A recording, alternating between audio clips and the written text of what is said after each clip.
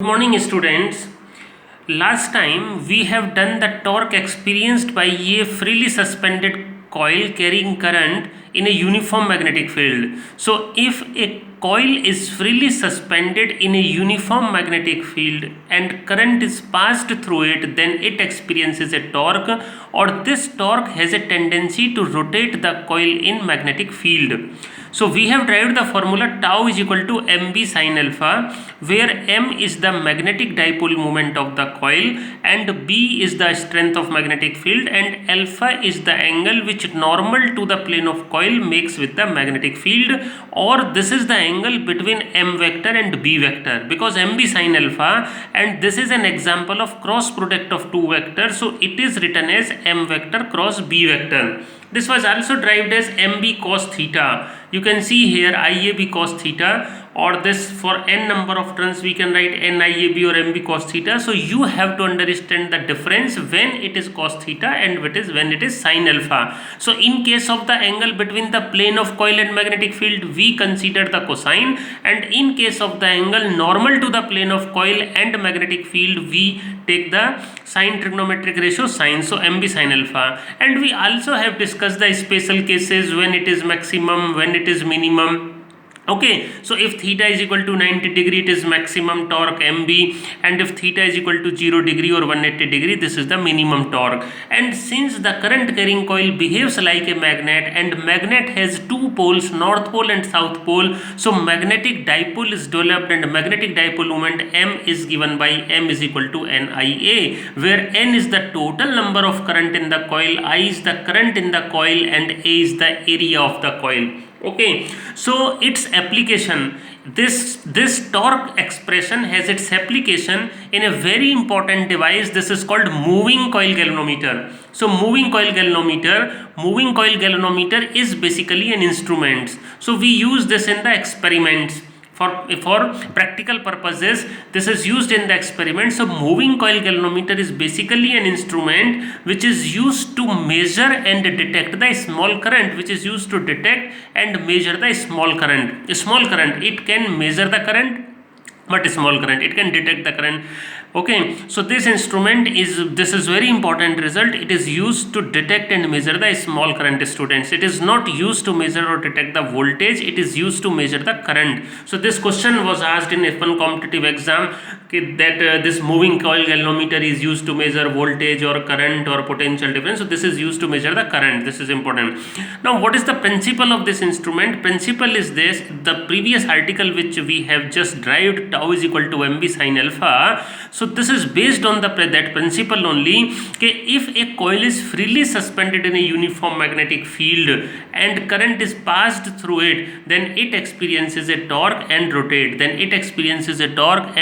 rotates. Now construction part, let me explain the construction part. So this is the diagram of moving coil galvanometer. You can see this diagram is also drawn in NCERT book. So I have drawn this front view, or you can say cross sectional view. So there is a coil which is wound over soft iron core. This coil cylindrical core, there is a cylindrical soft iron core over which this coil is wound, and this coil is freely suspended in a uniform magnetic field, and this magnetic field is a radial magnetic field. It is an important point, radial magnetic field, generally asked in the exam, radial magnetic field. So as clear from its name, this is along the radius of the cylindrical core. Okay, and this radial magnetic field is achieved by two spherical concave poles of a strong electromagnet, north pole and south pole. Okay, and with the help of this spring, and it is pivoted and it is connected to the needle, which is called the pointer can move over the scale. So when coil rotates, then pointer moves on the scale. Okay, and this construction part, so we can read this construction part. It consists of an insulated copper wire wound over cylindrical soft iron core coil is freely suspended with the help of a suspension wire in a uniform radial magnetic field. Radial magnetic field is the, this is important, generally question is asked based on this. Radial magnetic field is the magnetic field in which plane of coil is always parallel to the magnetic field. Why do we obtain radial magnetic field? Why do we use radial magnetic field? Because we want maximum torque, so that a very small current produces maximum torque, and torque is maximum if alpha is equal to 90 degree, alpha is equal to 90 degree, or theta is equal to 0. So plane of coil is always parallel to the magnetic field. Plane of coil is always parallel to the magnetic field, and coil experiences maximum torque. Coil is connected to a pointer which can move over a scale. Radial magnetic field is obtained with the help of two concave poles of a strong electromagnet, permanent magnet, and using soft iron core within the coil. Now working and theory, how does it work? How does this moving coil galvanometer work? When current is passed through the coil, it experiences a torque and rotates. You know this. A restoring torque is developed in suspension wire. तो equilibrium में क्या होगा? What will happen? You know F is equal to Kx. Restoring force F is equal to Kx. You have done in your class 11. Spring force is also a kind of this force. So rotation में what happens in the rotation? Rotation में tau is equal to K theta. Tau is equal to K theta. And tau is equal to NIAB. Just now we have derived the formula for torque. So NIAB is equal to K theta. When NIAB is equal to K theta, so theta is equal to NBA upon K into I. So NBA upon K is the constant for a given galvanometer, where K is the torsional constant of suspension wire, N is the total number of turns in a coil, B is the magnetic field, A is the area. So theta is directly proportional to I. It means more is the current, more will be the deflection, and we can measure the current. Now two terms we define here, two important terms we define here. One is current sensitivity. This is the deflection produced in galvanometer when unit current is passed through it, when unit current is passed through it. So Is is equal to theta upon I. Its unit is radian per ampere or division per ampere. Now next is the voltage sensitivity. What is voltage sensitivity? As current sensitivity is deflection produced for unit current, similarly voltage sensitivity is the deflection produced when unit volt potential difference is applied, or V is equal to IR. So theta upon I is equal to Is. So Vs is written in terms of Is. Vs is equal to Is upon R.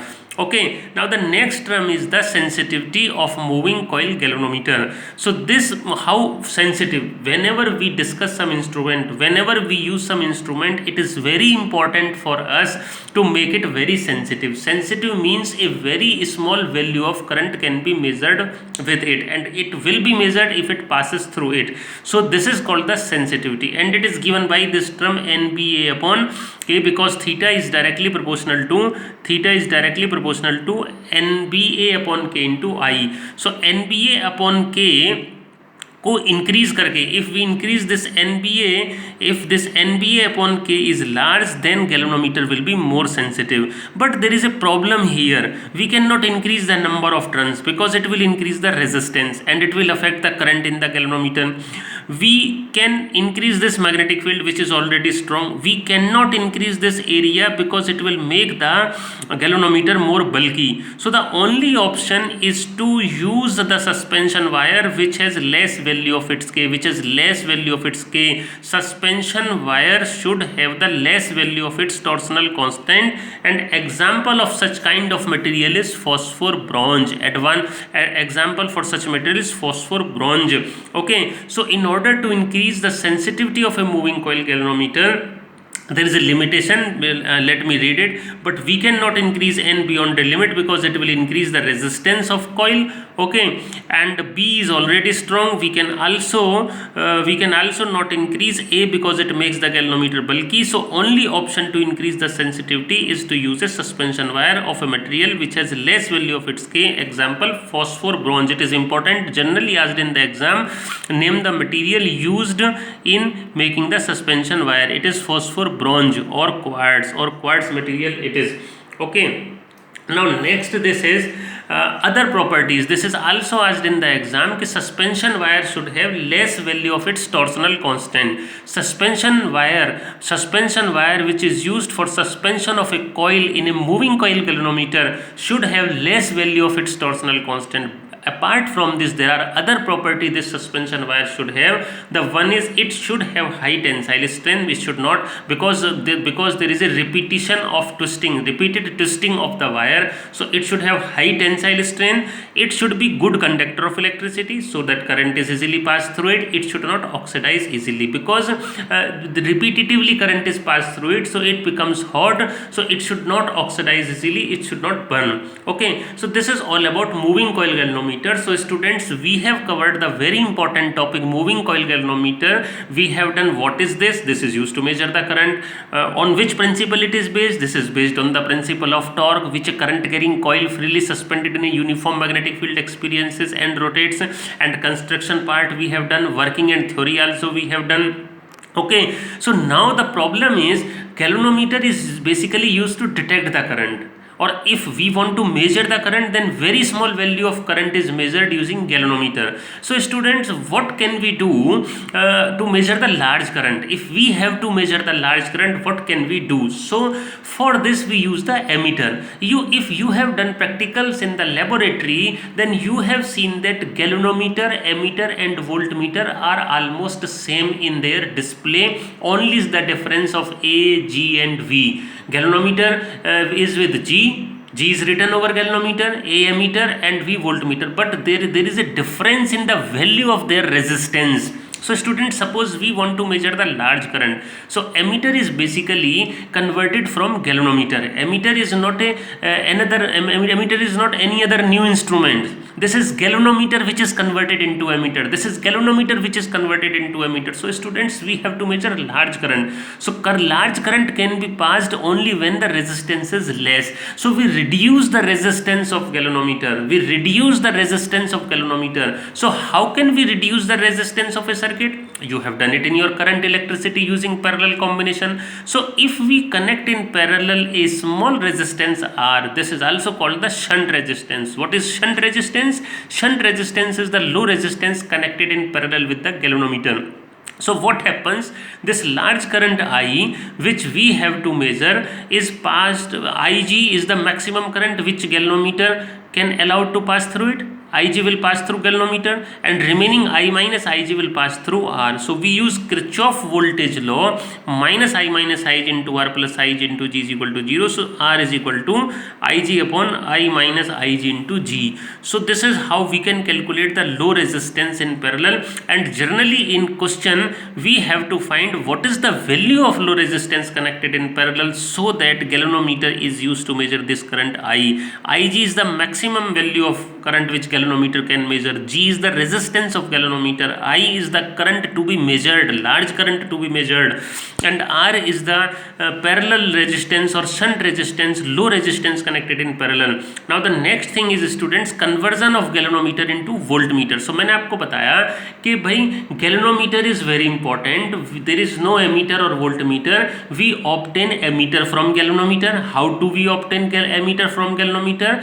By connecting low resistance in parallel. And similarly we also obtain voltmeter from galvanometer, because voltmeter has to measure the potential difference, and potential difference will be measured if it is dropped, and it will be dropped if resistance is very high. So for converting galvanometer into voltmeter, we connect high resistance in series. So Ig is the current flowing through the galvanometer, G is the resistance of galvanometer, R is the series resistor. So V is equal to IR, simply Ohm's law is used. So in this series combination, total resistance is G plus R, so V is equal to Ig into G plus R. So from here we can calculate the value of series resistor, high resistance in series. So students, this is your homework on the basis of these topics. So now we have completed this chapter 4. This was a lengthy chapter and it has maximum weightage in this unit. Most of the questions, many questions are asked from this chapter, so you can try these questions. I have written 4.5 to 4.13, especially question number 25, 26, 27, 28 of NCERT exercise. These 27, 28 are based on the conversion of galvanometer into voltmeter and ammeter. In case of any problem, you can tell. Okay, thank you and thank you so much.